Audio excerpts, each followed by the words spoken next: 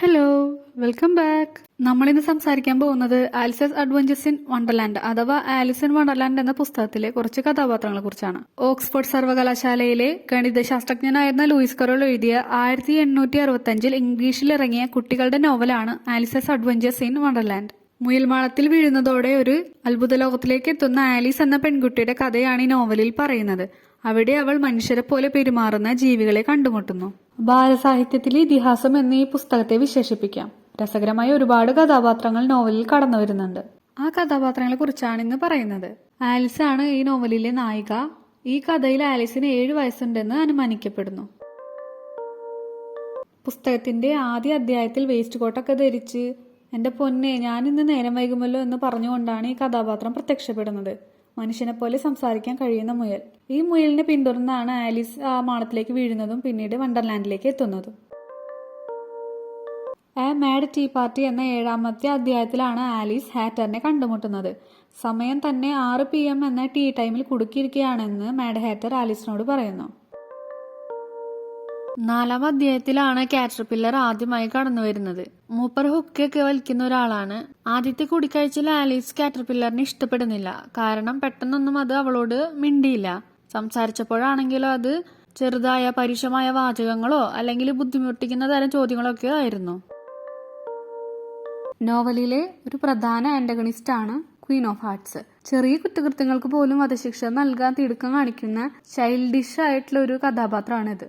ഇവർക്ക് എന്ത് പ്രശ്നത്തിനും ബുദ്ധിമുട്ടിനും അതെത്ര വലുതായാലും ചെറുതായാലും ഒറ്റ പരിഹാരമേ ഉള്ളൂ, വധശിക്ഷ. തല വെട്ടിക്കോ എന്ന് അലറും.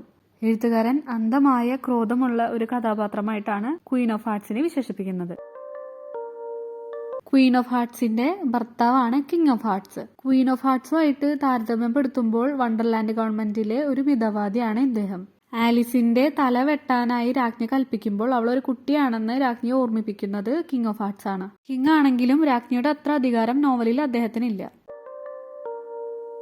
ആദ്യ കാഴ്ചയിൽ രാജ്ഞിയെ പോലെ തന്നെ രസക്കേട് അല്ലെങ്കിൽ മുഷിച്ചിൽ തോന്നുമെങ്കിലും പിന്നീട് ആലീസിനോട് സൗഹൃദത്തോടും ബഹുമാനത്തോടും കൂടി പെരുമാറുന്ന ഒരു കഥാപാത്രമാണ് ഇത്. ആലീസുമായിട്ടുള്ള 2ാമത്തെ കൂടിക്കാഴ്ചയിൽ ഡച്ചസ് അവരുടെ താടി ഇടയ്ക്കിടയ്ക്ക് ആലീസിന്റെ തോളിൽ വെക്കുന്നുണ്ട്. അവരുടെ താടി കൂർത്തതായോണ്ട് ആലിസിന് അത് ബുദ്ധിമുട്ടുണ്ടാക്കുകയാണ്. കാറ്റർപില്ലറിന്റെ കാടിന് പുറത്തുള്ള ഒരു ചെറിയ വീട്ടിലാണ് അവർ താമസിക്കുന്നത്. അവർക്ക് ഒരു കുഞ്ഞും ഒരു പൂച്ചയുണ്ട്. ജോലിക്കാരായിട്ട് ഫുട്മാനും പിന്നെ ഒരു തലതിരിഞ്ഞ കുക്കും ഉണ്ട്. തവളയോട് രൂപസാദൃശ്യമുള്ളതാണ് ഫുട്മാൻ.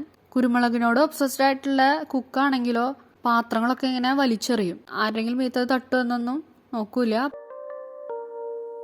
പുസ്തകത്തിൽ എനിക്ക് ഏറ്റവും ഇഷ്ടപ്പെട്ട കഥാപാത്രമാണ് ചെഷയർ കാറ്റ്. തന്റെ ചിരിക്ക് പേര് കേട്ടയാളാണ് ഈ കഥാപാത്രം. ഒരു വല്ലാത്ത ചിരിയാണ് മൂപ്പറുടെ. ആലീസ് ചെഷയർ കാറ്റിനെ ആദ്യമായിട്ട് കണ്ടുമുട്ടുന്നത് ഡച്ചസിന്റെ വീട്ടിൽ വെച്ചാണ്. ഇതിന് ഇഷ്ടാനുസരണം പ്രത്യക്ഷമാവാനും അപ്രത്യക്ഷമാവാനും കഴിയും. ചെഷയർ കാറ്റ് ആലീസുമായിട്ട് രസകരവും ആശയക്കുഴപ്പമുണ്ടാക്കുന്നതുമായ സംഭാഷണങ്ങളിൽ ഏർപ്പെടുന്നുണ്ട്. ചിലപ്പോഴൊക്കെ ഫിലോസഫിക്കൽ ആയിട്ടുള്ള പോയിന്റ് പറഞ്ഞ് ആലീസിനെ അലോസരപ്പെടുത്തുകയും ചെയ്യുന്നു. ബിൽ ദി ലിസാർഡിനെ വെള്ളമുയലിനും അത്ഭുത ലോകത്തിലെ മറ്റു നിവാസികൾക്കും വേണ്ടി കഠിനാധ്വാനം ചെയ്യുന്ന ഒരാളായിട്ടാണ് ആലീസ് കാണുന്നത്. പുസ്തകത്തിലെ 2-3 അധ്യായങ്ങളിൽ പ്രത്യക്ഷപ്പെടുന്ന ഒരു കഥാപാത്രമാണ് ഡോഡോ. ഡോഡോ രചയിതാവിന്റെ ഒരു കാരിക്കേച്ചർ ആണെന്ന് പറയപ്പെടുന്നു. വണ്ടർലാൻഡിലൂടെയുള്ള ആലീസിന്റെ യാത്ര ഒരു കുട്ടിയുടെ ഭാവനയുടെ ശക്തിയാണ് കാണിക്കുന്നത്.